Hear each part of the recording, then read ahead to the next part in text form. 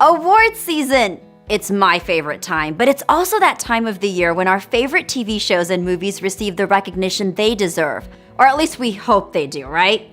Well, we know about the people behind the screen, but who's behind the awards? In the case of the Golden Globes, the answer is Meher Tatna, the first Indian president of the Hollywood Foreign Press Association. And she's a woman! I am so excited to be joining Meher Tatna, who is the president of the Hollywood Foreign Press Association. And I have to say, I'm a little nervous interviewing a seasoned journalist. Welcome, Meher. Thank you, but don't be. I have to start off asking you, what an opportunity for you to be the president of the Hollywood Foreign Press Association. Tell me, how did this opportunity come about for you?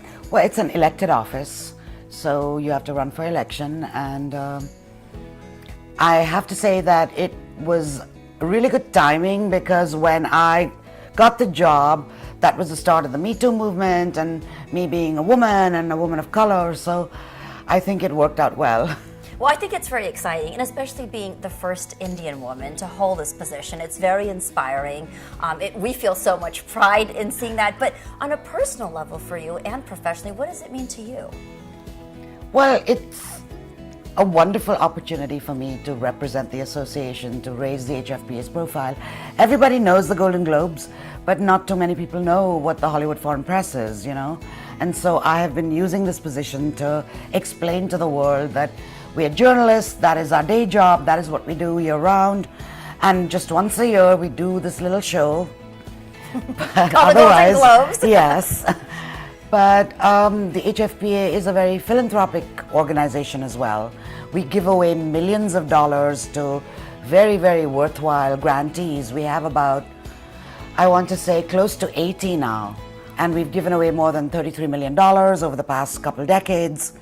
We support organizations like universities. We give scholarships to underrepresented students. We have a big hand in film restoration, which is, very close to our hearts, to preserve Hollywood's legacy.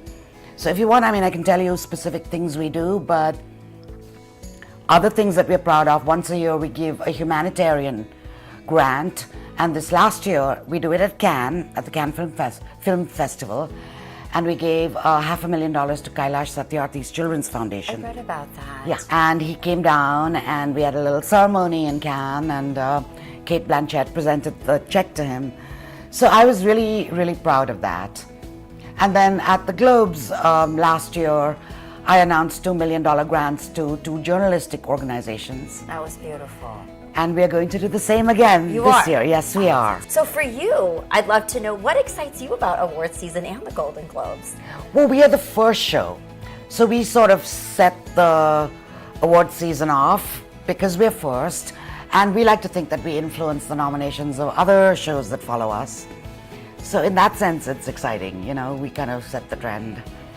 As president, could you touch upon maybe some of your challenges as well as some of the changes that you hope to inspire? My biggest challenge is time management, because not only do I have to do the administrative work, I still have to go to the screenings and the press conferences and write my columns, because I'm a working journalist as well. I write for a daily in Singapore called The New Paper, and I have a deadline every Sunday. I don't know how you manage this, Meher, especially with this position. I know. I don't even want to think about it. But then we celebrated the 75th anniversary of the Globes, the last show. So we did a lot of events with our grantees, in terms of the educational institutions and the charities that we support. We did screenings of restored films that we funded.